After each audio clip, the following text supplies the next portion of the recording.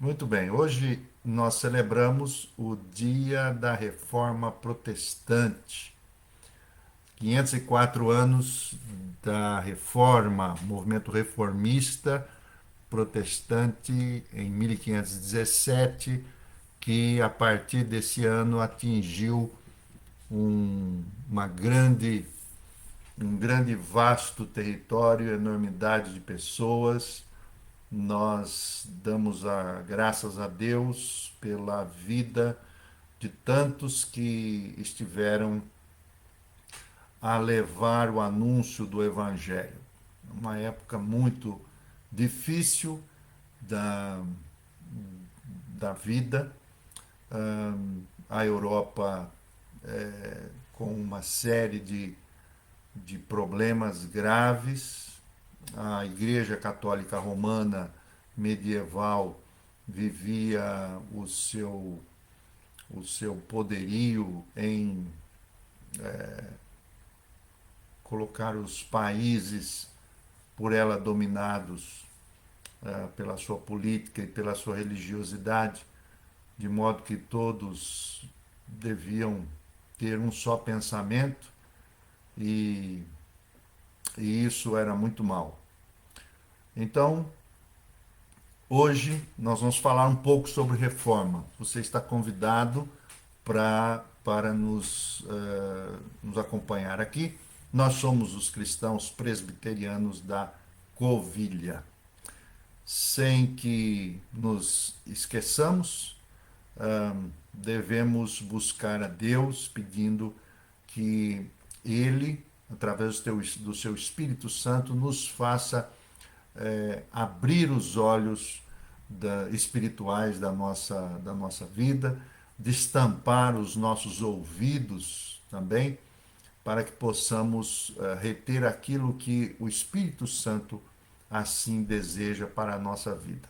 Nós esperamos que você esteja com a sua Bíblia, se não, você pode usar no telemóvel ou até mesmo em alguma Bíblia que você tem em casa. Hoje nós vamos meditar na carta de Paulo aos Romanos. Então, pegue a sua Bíblia, capítulo 1 de Romanos, versículo 16 e 17. Nós vamos ler esse trecho e vamos então comentar e conversar um pouco sobre esse momento que vivemos nos nossos dias e o que a reforma e o seu legado pode nos ajudar a levar o Santo Evangelho a todos os locais, a todas as pessoas que nós podemos conhecer. Muito bem. O Salmo 119, versículo 18, nos diz: Desvenda os meus olhos, Senhor, para que eu contemple as maravilhas da tua lei. Portanto, essa é a nossa oração. E sabendo que o Espírito Santo é misericordioso e quer nos iluminar, nós então lemos a carta de Paulo aos Romanos, capítulo de número 1, versículo 16 e 17. Então, preste bem atenção na leitura que farei destes dois versos que estão aqui.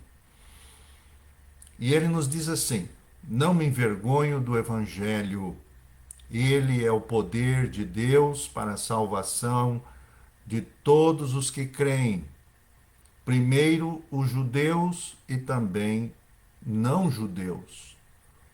Nele se revela a justiça de Deus por meio da fé. Como está escrito, aquele que é justo pela fé viverá. Glória ao Pai, ao Filho e ao Espírito Santo, agora e sempre, pelos séculos dos séculos. Amém. Muito bem, nós gostaríamos de iniciar pensando um pouco sobre o momento que estamos a viver nos nossos dias, esse momento, esse tempo. Vivemos uma realidade religiosa e vivemos também uma realidade social. Estamos vivendo tempos onde, do ponto de vista religioso, estamos a viver tempos onde há muitas teologias e há uma pluralidade de espiritualidades. Basta que você acesse as redes sociais ou basta que você esteja a, a assistir os jornais da TV ou ler os jornais, você vai ver uma pluralidade, um número imenso de teologias. São teologias da prosperidade, são teologias da conquista, são as espiritualidades esotéricas e místicas, é uma enormidade de filosofias e de ideologias. Temos os, os que são da fé ligados à ideologia política, os que são da fé ligados às ideologias sociais, filosóficas. Muito bem. Temos também, somos envolvidos pelos movimentos de época, uma também enormidade de forças, de encontros, de eventos, um número imenso de pessoas que se dizem religiosas estão a participar de inúmeros eventos a todo momento. E com esses eventos, novos pensamentos, novas práticas, ideias, isso com recheado de muitos movimentos, chamados movimentos de avivamento, pessoas que estão envolvidas com estes avivamentos muito mais coreográficos, não é? Muito mais estéticos do que algo que venha a mudar e transformar poderosamente o ser humano. Vivemos um tempo onde a ética social ela está em jogo nesses dias, porque nunca a ética foi tão questionada devido aos movimentos de relativismo, aos pensamentos filosóficos relativistas, não é? Com isso, a ética, a moral se tornou situacional, né? Dependendo da situação, a gente vai fazer aqui ou vai fazer aquilo outro. Hoje vivemos uma época onde muitos estão envolvidos com ações missionárias, transculturais, muitos estão deixando suas casas para ir a outros rincões, a outros lugares, muitas vezes acabando por fazer mais uma propaganda do que efetivamente a trabalhar, a envolver-se com o contexto onde está a ser localizado. Vivemos uma época muito confusa, confusa teologicamente, liturgicamente, e vivemos também uma sociedade que, do ponto de vista dos absolutos, ela foi proibida de pensar em absolutos. As ideologias e as filosofias, elas acabaram por levar as pessoas a serem obrigadas a não pensarem mais em questões absolutas, princípios que são imutáveis. E leva-se as pessoas hoje a viverem, por exemplo, um cristianismo, ou melhor, uma sociedade pós-cristã. Hoje, falar que é cristão é uma questão de vergonha nacional. Falar que é cristão é estar a ser alvo de perseguição por causa das cristofobias que existem por aí.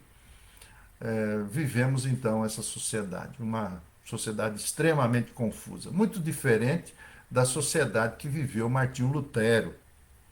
Martinho Lutero, é claro, viveu uma sociedade e uma religião naquela época onde a Igreja Católica Ocidental, uma vez que nós nem falamos da Igreja Cristã Oriental, estamos a falar da Igreja Cristã Ocidental. A Igreja Cristã Ocidental acabava por com a sua liderança, principalmente do Patriarcado de Roma, há uma série de perversões, não somente perversões morais, mas perversões do próprio ensino do que era a salvação, quem era Deus, o como, é, como deveria se viver para alcançar a salvação, quais eram os princípios para isso. E naquela época a Igreja Católica Ocidental ela era dominadora das mentes, influenciadora da política, mas não era uma sociedade tão diversificada como nós estamos a viver. Então, hoje olhamos, por exemplo, para a Bíblia, para o Evangelho, para a pessoa de Cristo, para a confissão, por exemplo, da fé na Santíssima Trindade, e percebemos que quanto mais estamos a anunciar o Evangelho, mais essa sociedade atual ela tem feito o possível para exterminar essa ideia de absolutos cristãos ou mesmo de é, per, é, fazer com que o cristianismo ele possa invadir os lugares mais escondidos e possa alcançar pessoas através do coração e da ação do Espírito Santo. Ah, nesse tempo tão complicado, voltamos os nossos olhos para essa palavra do Senhor que está aqui descrita, quando o apóstolo Paulo diz: Não me envergonho do Evangelho, porque ele é o poder de Deus para salvar todos os que creem, primeiro judeus e também não judeus. Nele se revela a justiça de Deus por meio da fé, como está escrito: aquele que é justo pela fé viverá. Da mesma maneira como Lutero foi usado pela misericórdia de Deus e todos os outros homens e mulheres da época que viveram como instrumentos para que o mundo da época e que inúmeras pessoas pudessem voltar às Escrituras como a fonte do Evangelho, nós aqui também fazemos a mesma coisa. Queremos viver um movimento reformista hoje pelas Escrituras. Mas um detalhe, não queremos viver este movimento como uma nostalgia do passado, até porque o objetivo daqueles reformadores religiosos era falar de Cristo. E hoje nós também temos os desvios institucionais, religiosos, continuamos a ter. Mas nós queremos aprender com o Evangelho, sempre colocando Cristo como centro do nosso tema, como tema do nosso assunto, como centro das nossas conversas, como o centro da nossa vida. Por isso queremos continuar a viver o legado da Reforma Protestante do século XVI. Então, viver esse movimento, ou viver, não o movimento, mas viver pela fé esta verdade, o qual o movimento reformista do século XVI viveu, não é uma questão de ideologia política, não é uma questão de ideologia filosófica ou social. É, este é, é, viver o evangelho dessa forma é uma questão de consciência, de consciência. E esse é o primeiro ponto que nós gostávamos de enfatizar aqui. Quando lemos o Evangelho está apresentado a todos a fim de que nossas consciências elas sejam tomadas e cativas à palavra de Deus.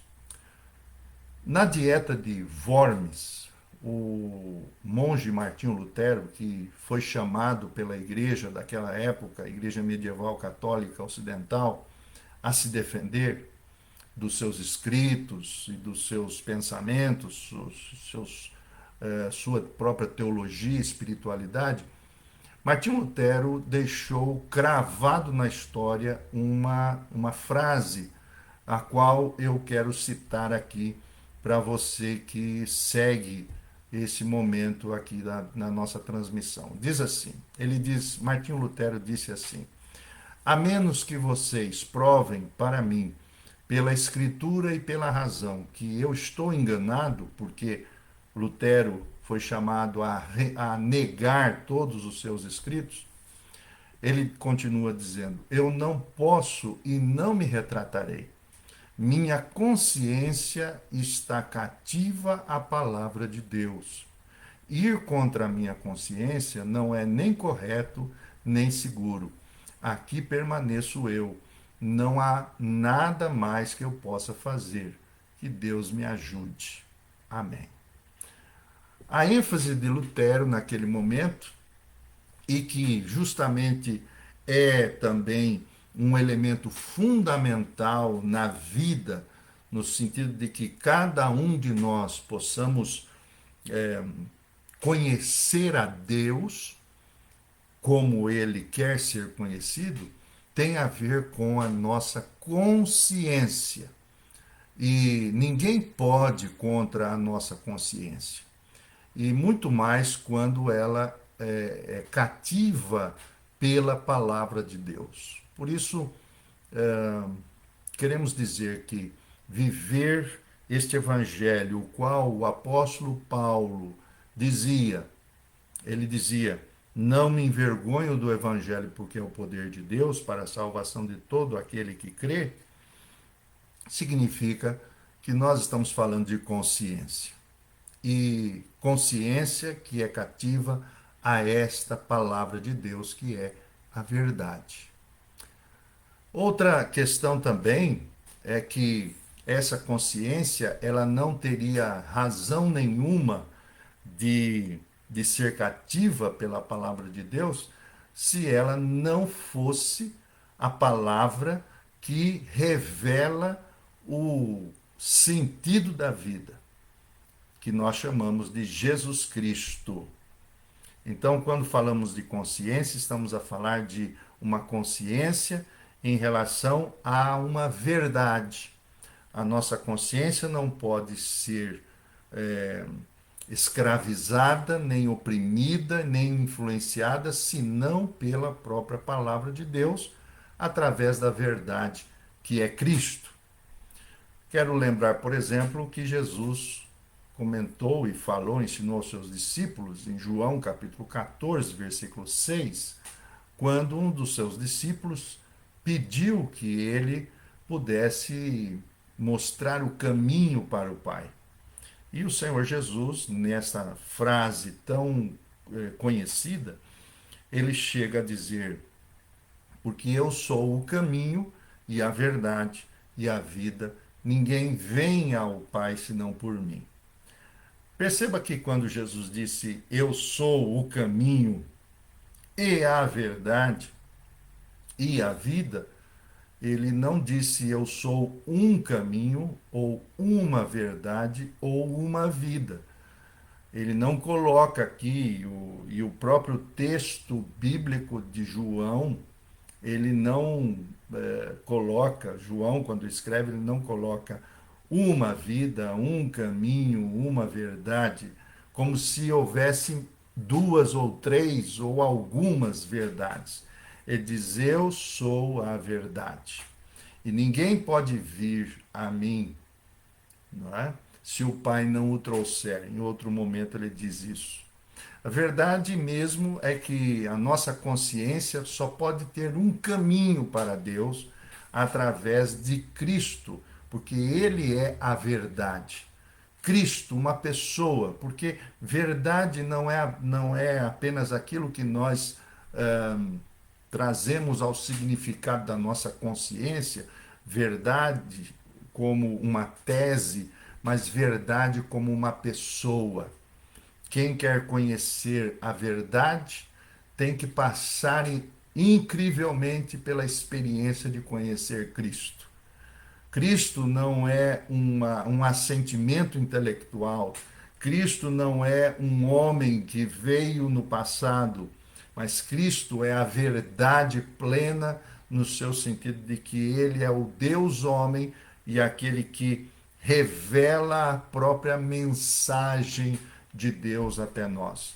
Quando Cristo se faz homem, ele está a dizer a respeito do relacionamento pessoal que Deus quer ter com cada ser humano, onde cada um, através da fé, como o apóstolo Paulo aqui exprime muito bem, através da sua confiança única e plena na verdade, é, é a verdade que satisfará a nossa consciência, essa descoberta de todo homem. É para isso que nós estamos aqui também. Precisamos voltar a essa reforma, uma reforma do ser humano, uma reforma da consciência, uma reforma da verdade, porque não existem múltiplas verdades, como disse. E as religiosidades estão pulverizadas, são as mais diversas, não é? Estilos de vida, comportamentais, éticos, ideologias, todas essas coisas precisam se submeter à verdade plena que é Cristo. Portanto, Cristo não é apenas um Deus que está ao nosso lado, mas Cristo é a verdade central da vida. Nele tudo está fundamentado.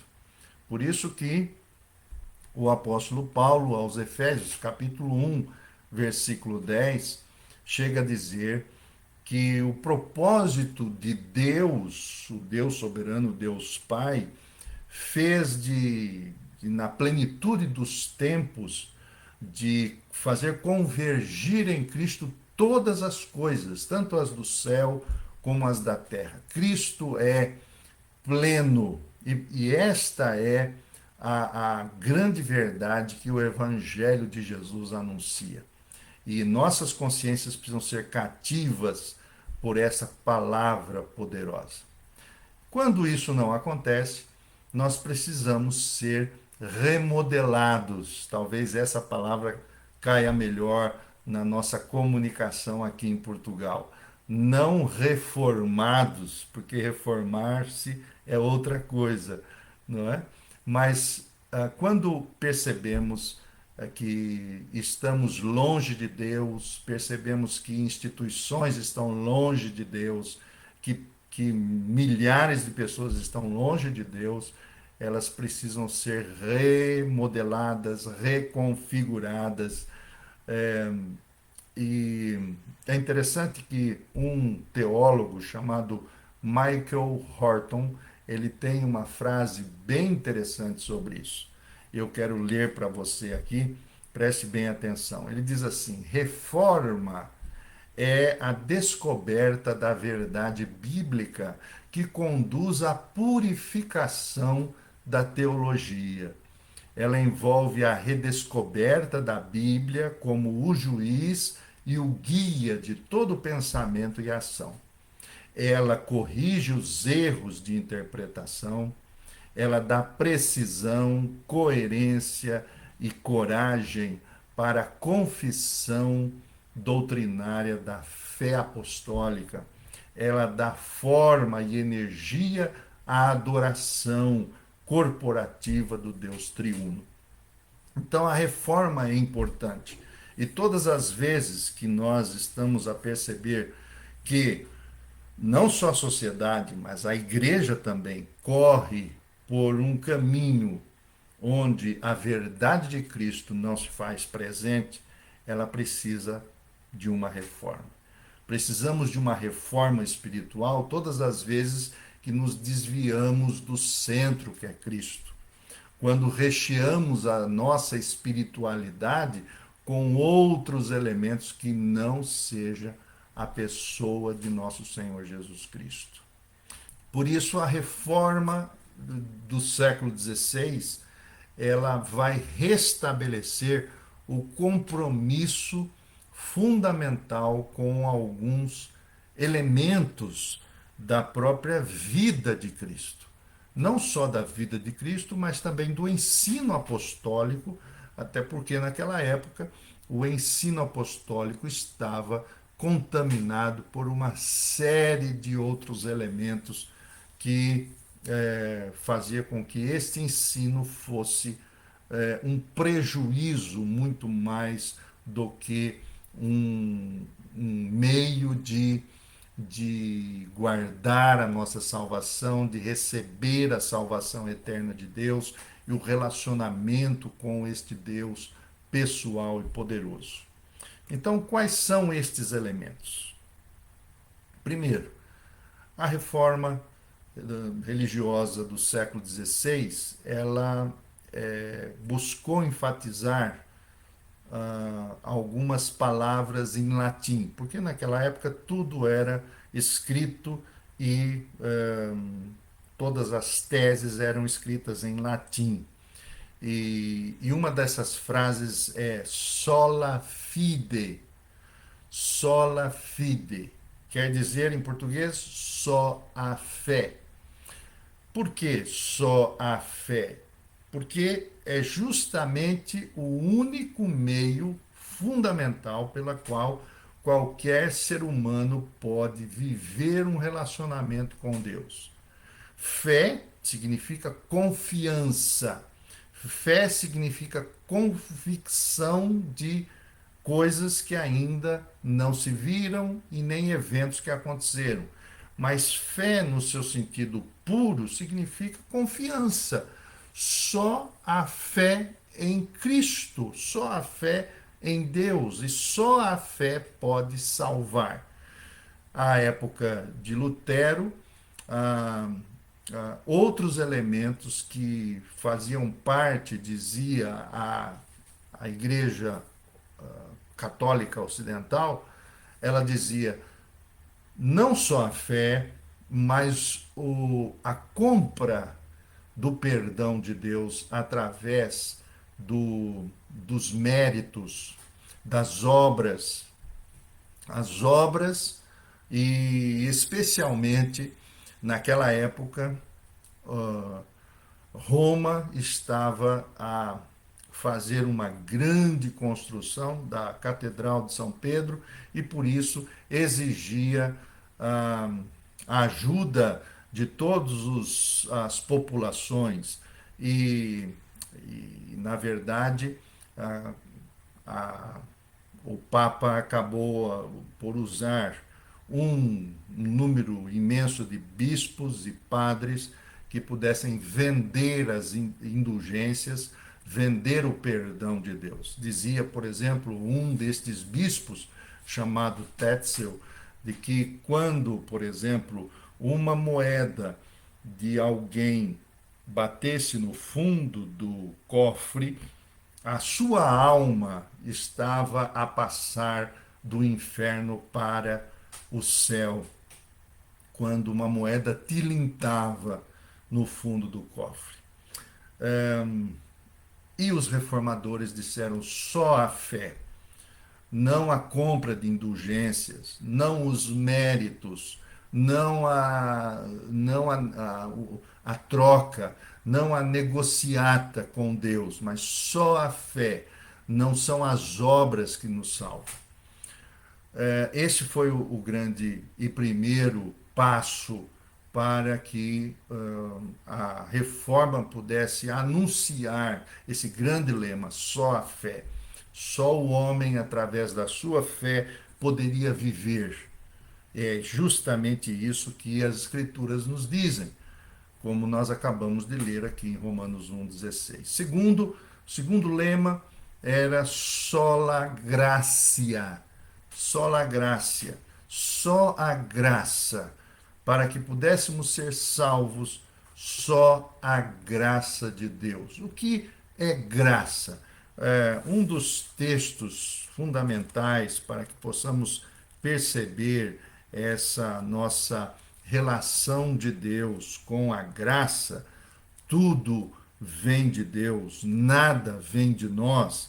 Isso, por isso mesmo, é, a graça extirpa e aniquila a ideia do mérito próprio ou de você ser agradável a Deus por através de esforços pessoais, até porque todos nós estamos numa mesma realidade.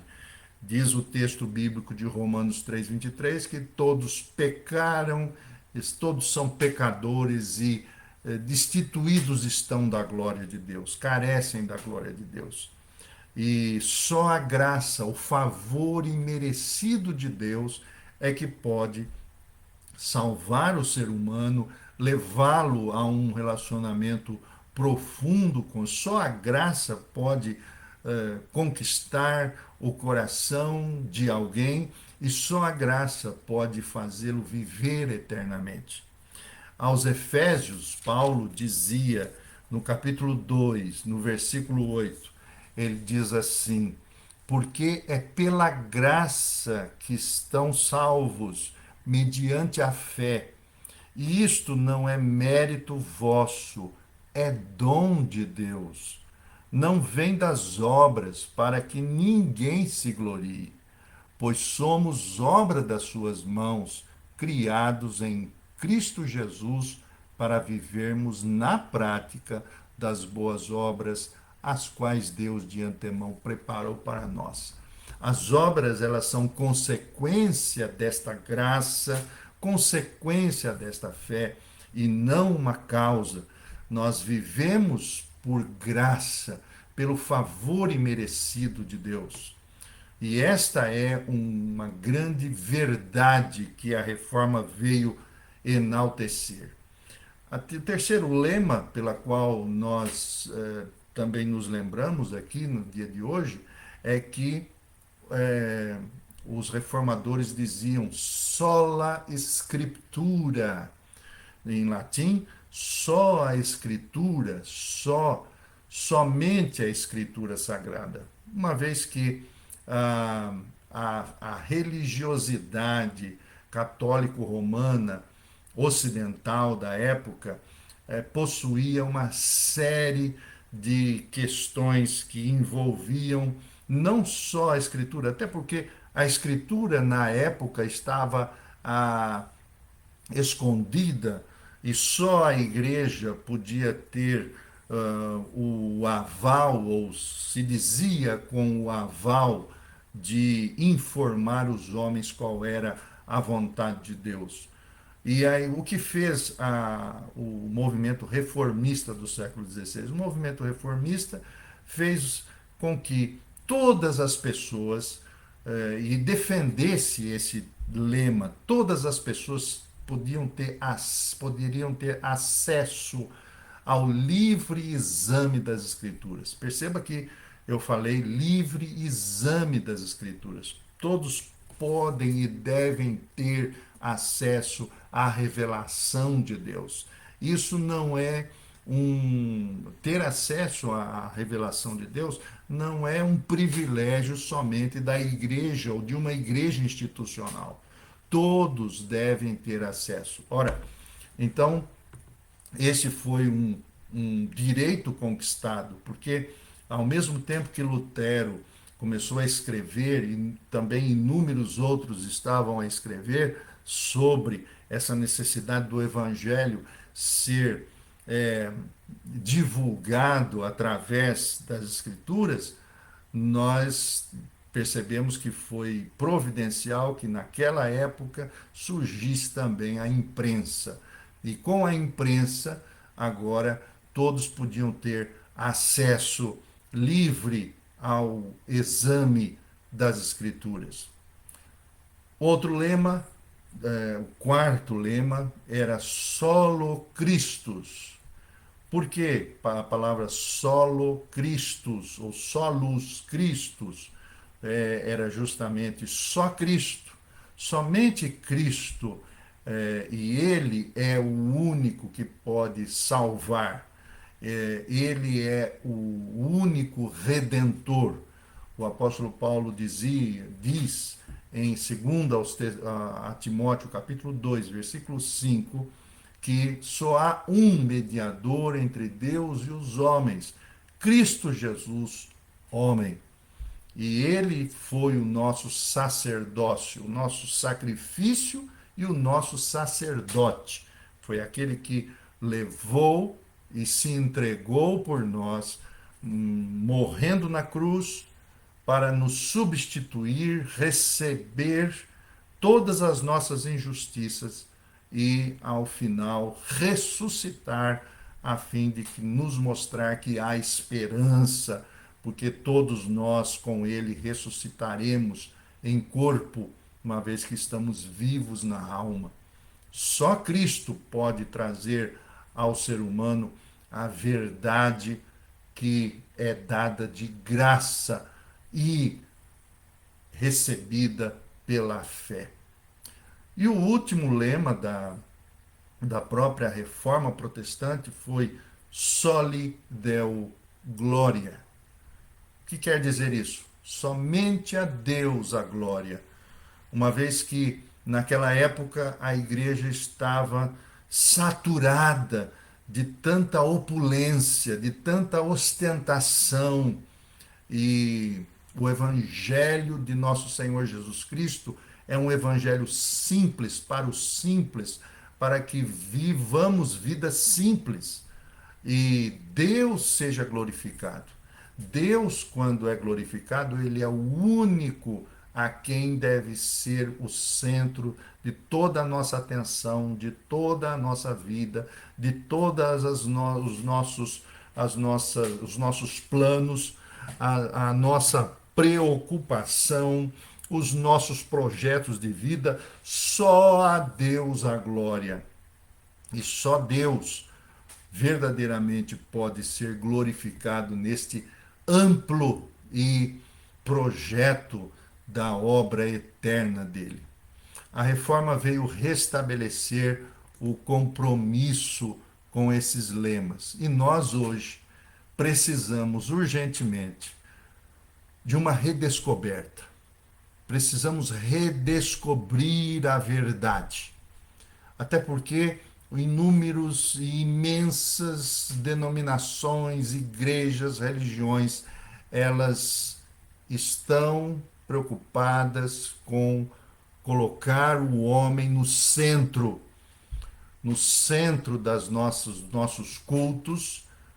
O centro dos nossos cultos está o homem, a sua vontade, o seu desejo, sua aparência, o seu poder, o poder de convencimento. Inúmeros pregadores hoje estão nas redes sociais a procurar convencer as pessoas que eles são os principais gurus, os únicos e os especiais para que Deus possa usá-los para que outras pessoas venham a ter uma prosperidade física e material incrível, fenomenal.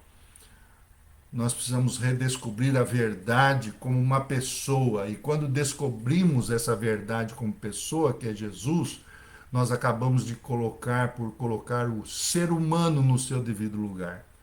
Nós precisamos de uma redescoberta da verdade. Nossa prática de culto é extremamente antropocêntrica. O que eu quero dizer é que O antropos, o homem, sempre está no centro. E uma das verdades que brotam dos evangelhos é que Deus quer ser o único, exclusivo. Ele não quer ser só o primeiro na nossa vida, na vida das igrejas. Deus quer ser o exclusivo, a quem os homens não tenham outros deuses diante dele. É isso que nos diz o primeiro mandamento: não tenham outro Deus além de mim. E estamos hoje muito preocupados em que o homem, a nossa aparência, a nossa verborragia, os nossos discursos sejam os mais ouvidos, os mais atraentes, de jeito que pessoas possam ser de alguma maneira manipuladas, mentes cativas não à palavra de Deus. Precisamos redescobrir a verdade como uma pessoa, Jesus Cristo, verdadeiro homem, verdadeiro Deus. Precisamos olhar para Ele. Nós precisamos deixar que as nossas culturas sejam tocadas por essa verdade e perceber que os evangelhos são a resposta para toda a nossa vida. Precisamos redescobrir esse Jesus Cristo que traz de volta a nossa humanidade, não como semideuses, não como pessoas melhores e melhores em cultura, melhores em posições sociais, em prosperidade, mas melhores no sentido de que quanto mais perto de Cristo, mais humanos nós nos tornamos. E esta é a grande necessidade, redescobrir a verdade como uma pessoa, que é Jesus. E segundo, precisamos redescobrir a verdade como o corpo de Cristo. O corpo de Cristo, que não é uma instituição em primeiro lugar, é um organismo. Pessoas que, como o próprio Jesus disse, ele diz-nos no capítulo 8, versículo 32 de João, ele diz: se permanecerdes em minha palavra, verdadeiramente sereis meus discípulos. A palavra aqui é a palavra aceita como a mensagem do próprio Cristo. Se permanecermos nele, que é a palavra viva, nós seremos os seus discípulos. Por isso, quando todos estão imbuídos desse desejo, centrados nesse desejo, redescobrimos a verdade neste corpo, no corpo espiritual, no corpo invisível. E por isso mesmo nós somos desafiados nesses últimos tempos a redescobrir esses pontos da reforma, não vivermos levados por uma nostalgia, aquela saudosidade que nos leva a pensar na reforma protestante como algo que passou e, ai, como seria bom se voltássemos ao passado. Não, nós precisamos redescobrir a verdade hoje, como vivê-la hoje, como o corpo de Cristo hoje, através dos ensinos de Cristo hoje, através dos evangelhos de Cristo hoje. Este é o grande desafio da sua vida, nesse processo de construir-se como homem, como mulher, aos pés de Jesus. Quanto mais perto dele, mais a nossa humanidade vai sendo reconstruída. Começamos a pensar como Jesus, viver como Jesus, amar como Jesus. Esta é a grande diferença quando nós nos colocamos como corpo de Cristo, como organismo, como uma igreja verdadeira, a pensar: Senhor, qual é a tua vontade para a minha vida? A minha vontade é fazer a tua vontade. Pensar como Jesus: Senhor, que faça eu a tua vontade, que ela seja feita em minha vida. Essa era o grande pedido de Jesus ao Pai.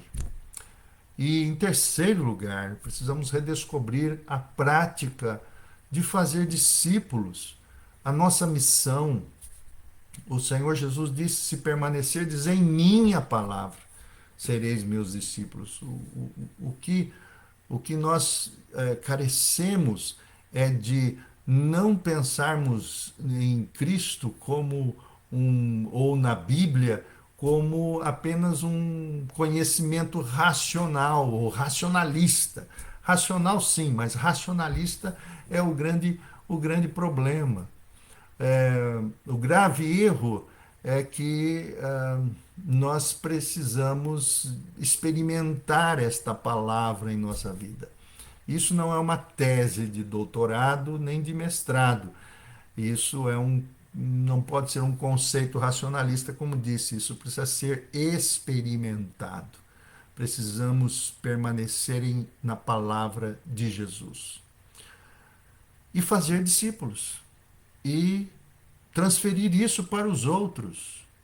E isso não depende de um programa eclesiástico, de um departamento, de uma igreja. Isso não depende de uma vida litúrgica, embora que a vida litúrgica faz parte dessa transmissão, dessa missão que temos, mas nós precisamos fazer de outras pessoas seus discípulos, porque eles, assim como nós, receberemos a liberdade, essa liberdade espiritual. Então a reforma trouxe um novo respirar para a vida do povo europeu. A verdade de Jesus libertou inúmeras pessoas. É tanto que aqui para Portugal a reforma protestante não chegou aqui. Não chegou porque muitos que vieram até Portugal foram banidos daqui por causa da Santa Inquisição, outros foram mortos, outros foram martirizados, outros assassinados e tantos outros acabaram por serem perseguidos. Por exemplo, já no século XVIII, um homem chamado Robert Calley, que saiu da Escócia e veio a Portugal, especialmente na Madeira, na Ilha da Madeira, a anunciar o Evangelho desta forma que estamos a dizer. Ele foi perseguido e muitos foram presos naquela época e ele precisou sair, fugir, porque senão ele seria morto no final do século XVIII. Mas a verdade é sempre assim.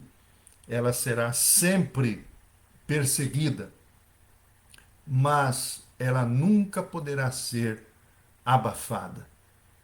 Então, qual é o seu coração nesse sentido? Para onde corre o seu coração nesse sentido? E a palavra que deixamos aqui a todos nós é que possamos redescobrir a verdade. Assim como Lutero redescobriu a verdade na pessoa de Jesus, assim nós também possamos redescobrir essa verdade, a fim de que por ela possamos viver e por ela possamos viver eternamente. É esse a grande mensagem do Evangelho. O Evangelho nos diz que Deus veio até nós e por isso nós podemos ir até Ele. Na verdade, é Ele que nos leva até o próprio Cristo.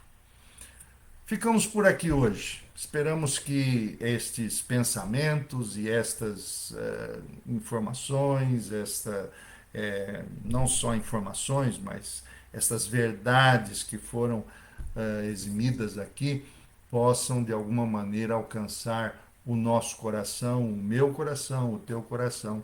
Se essa mensagem foi positiva, boa para você, compartilhe essa mensagem com outros. Não esqueça que precisamos redescobrir a verdade de Deus na pessoa de nosso Senhor Jesus Cristo. Que o Espírito Santo nos ilumine, fale ao nosso coração e, sobretudo, nos faça conhecê-lo profundamente como ele é de fato. Deus o abençoe. Esperamos continuar aqui domingo que vem e possamos juntos, cada dia, cada domingo, redescobrir Jesus Cristo como razão da nossa existência. Siga-nos no Facebook, no YouTube, compartilhe os vídeos a pessoas específicas que podem precisar também dessa mensagem. Um grande abraço e até domingo, se Deus nos permitir.